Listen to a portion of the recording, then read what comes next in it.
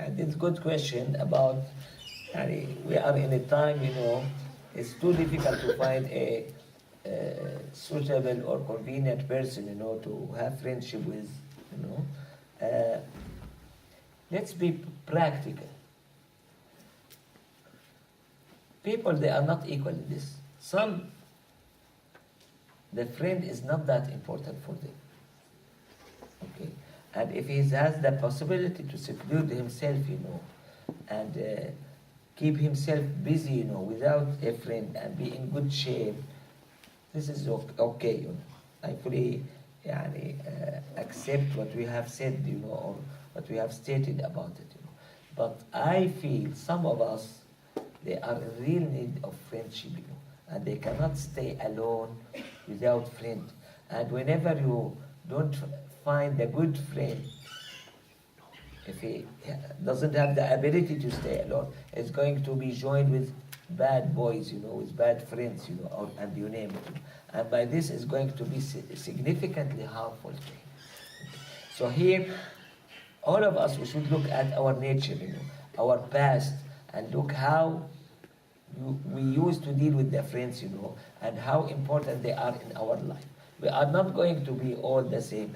But again, this rule applicable for all of us. عليك بخويصة نفسك. You should select the special of the specials, and try to bypass or avoid those descriptions which has been mentioned by the Prophet ﷺ in this particular hadith.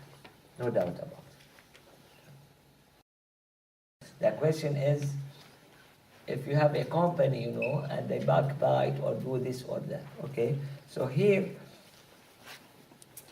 it's not necessary to be negative, this way and cut all relation, You should weigh the benefit and the, I'm not a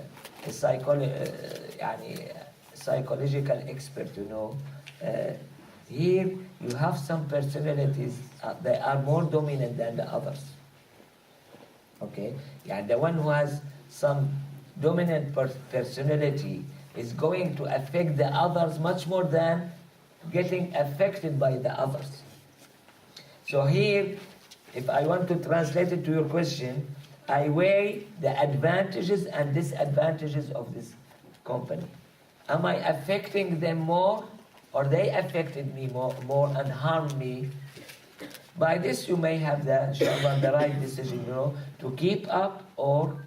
But for sure, whenever you want to judge this position, this shouldn't be ruled by the nice food they serve or the nice night that you spend with them or whatever. It should be really judged by the Islamic advantages and the Islamic disadvantages you got, or religious advantage and religious disadvantage you get from this friendship, or company.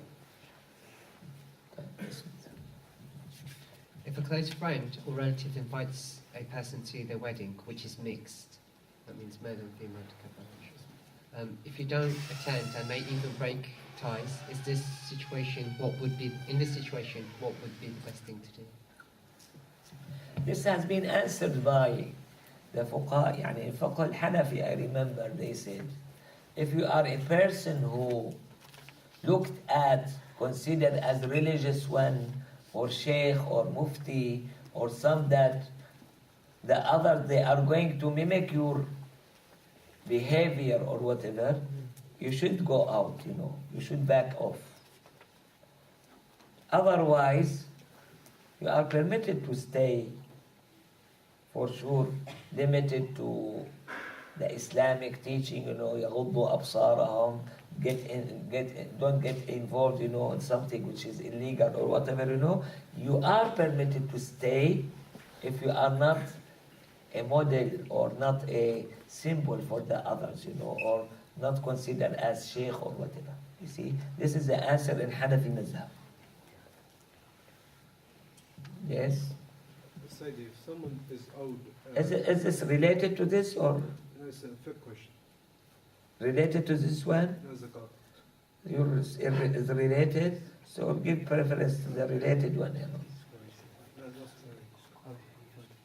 Sidi, it's very difficult because if somebody says that I'm not going there because I'm a religious follower. Nowadays, all it takes is 7 days to grow a beard and a hat from a shop, and you become like this, somebody who adheres to higher values.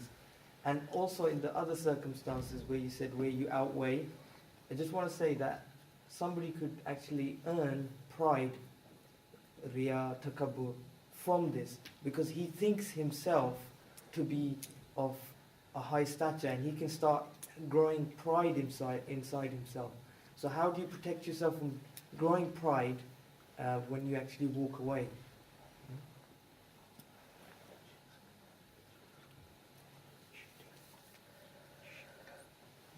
Yeah, this is a good point, you know. What I try to answer this question by, you know, whenever anyone doesn't know anything about himself or doesn't know this particular matter about himself, he should consult those who are around him about it. Okay? And get the answer from them. As we said, all of us will feel we are good teachers, we are good Muslim, we are this or are that. Okay? No, this is not the case. Try to have some type of feedback. When you gave a talk, you know, how was, you know, the response to it? Okay? When you join that particular person, because most of us, they have experience in the past. Did I gave him any benefit, or I got hurted by him? If I'm not the best one, you know, to judge this, I'm going to ask someone else about it. And this is the best way, I think, you know, to know about myself, you know, from the others. Go ahead by yourself. That's a question. So if someone's owed a large sum of money, yeah, say for example a couple of £1,000, and that puts on above nisab, but they haven't actually tangibly got the money on them, do they take the ruling of sahib al-nisab, or the sahib al-nisab in that case? And again, it's not clear for me. The person, when he borrowed from the other, he became above nisab? No, he's owed, the person's a creditor, he's owed a lot of money by other people, yeah? Okay. So he's loaned out to a lot of people. Now, الصلاة والسلام عليك يا سيدي يا رسول الله وعلى آلك وأصحابك يا سيدي يا حبيب الله. الصلاة والسلام عليك يا سيدي يا رسول الله وعلى